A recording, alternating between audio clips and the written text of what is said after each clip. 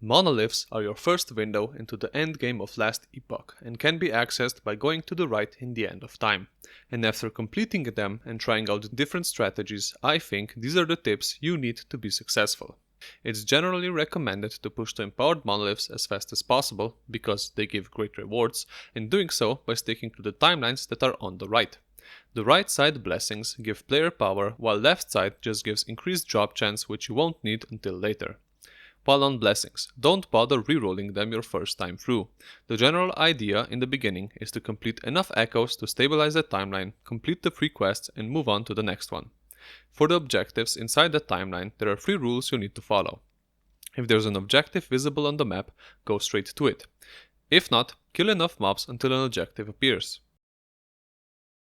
This doesn't apply to arena nodes, but those are very straightforward, and I would recommend that you avoid them as they take way too long to complete. If I accidentally get into one, I just open a portal and get the hell out of there.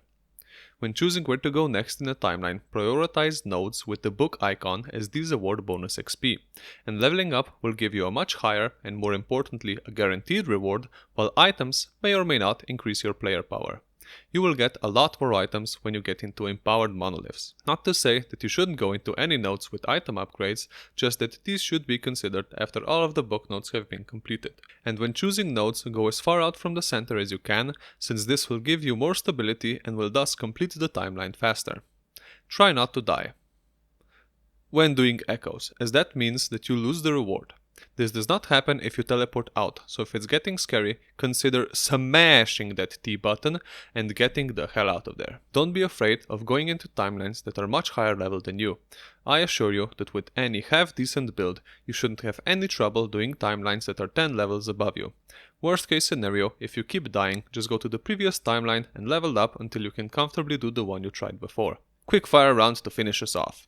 Some echo rewards will be repeated in the next X number of echoes. Quest echoes are included in this, indicated by the X2 or X3 next to the rewards. But this also carries over the monster modifiers, so be careful to not create some crazy insano enemies. You can instantly start an echo by right-clicking it, but this doesn't work for the quests. Get, or better yet, make a good item filter, so that you don't spend more time picking up items than actually completing the echo. If you venture far enough, you will notice a node with a shade. By killing it, you will gain corruption and reset the timeline, but I don't recommend doing this yet, since in empowered monoliths the baseline corruption is 100, so the rewards will be a lot better, and grinding this much corruption in the normal monolith will take way too long. Remember your ABCs. Always be crafting. You will be showered with loot, so don't be afraid to just slam some shards on an item to see what you can make. Some people will tell you that each timeline has specific types of items you can farm.